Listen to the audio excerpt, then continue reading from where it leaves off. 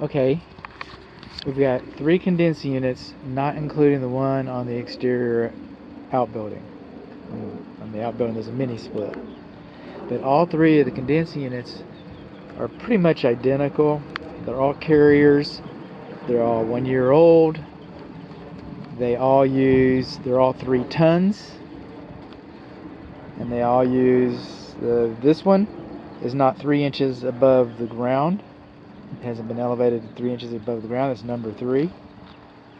Number 3 is unique also, in that the electric service disconnect is on the wall behind the unit. The other 2 use the breaker box, the electric load center, for their disconnects. But this one, what we have here is we've got the disconnect is behind it, and it's not 3 inches above the ground. Now on all 3 of them, our refrigerant piping insulation, that's the wrong type of refrigerant piping insulation. It's supposed to be more robust, like that which is found on the mini split refrigerant piping outside on the side of the outbuilding. That type of insulation should have been installed here, not this type of insulation. We've also learned that these 3 units are underfused. Okay, they're supposed to take a maximum fuse of 25 amps, and all 3 of them are running on 20 amp fuses. So all 3 units are underfused. What does that mean? That means that the breaker could trip during non-critical conditions, and thereby causing it to be called a nuisance trip. So that's an unnecessary service call. So all 3 units are rated for 25 amps. All 3 units are fused with 20 amp breakers. Another thing, this equipment, okay, it was engineered on paper to last 20 years. It might last 35.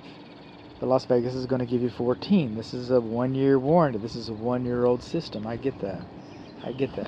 But all 3 of these units happen to be, the refrigerant that's inside of them is R22. Excuse me. No, it's not. It's R410A. All 3 of these units have R410A, no longer manufactured in the United States, no longer imported legally into the United States. So it's imperative that this equipment works for you so that you get your distance out of it. Now, they do have 410A in stock. They saw it coming, but as the supplies diminish, the price is going to come up. Another thing to note though, but that compressor right there, they no longer manufacture that.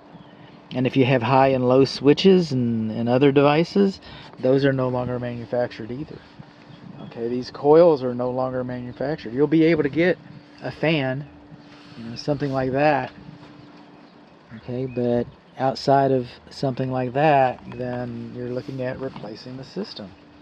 And that's true for all 3 of them. Okay, all 3 of them have 410A. All 3 of them are overfused. So we'll come moving on along here. We're going to go to the other 2. You know what?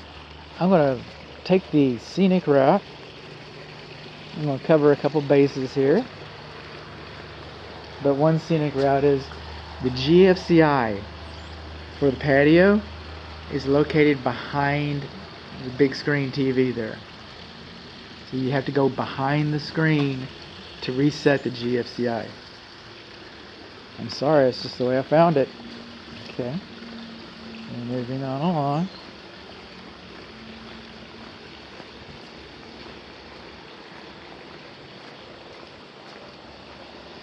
You should have a 24-inch hearth extension in front of this. This is hot.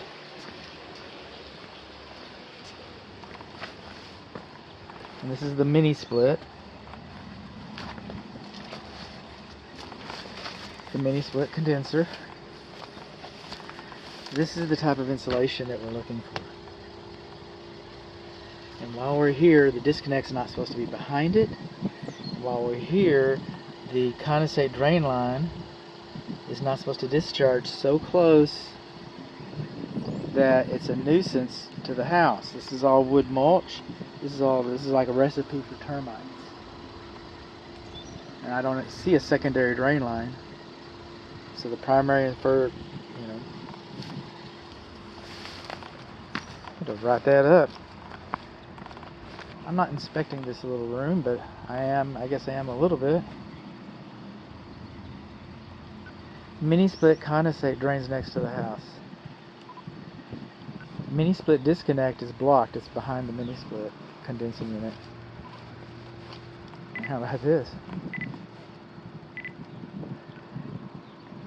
Outbuilding rain gutter discharges too close to the structure.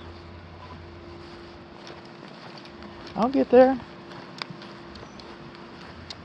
Everybody wonders if I'll get there. I will. These are the other two condensing units. Again, 3-ton, 3-ton. It's about 3 inches over the ground. We don't have a disconnect behind it, but we've got the same kind of insulation. It's underfused.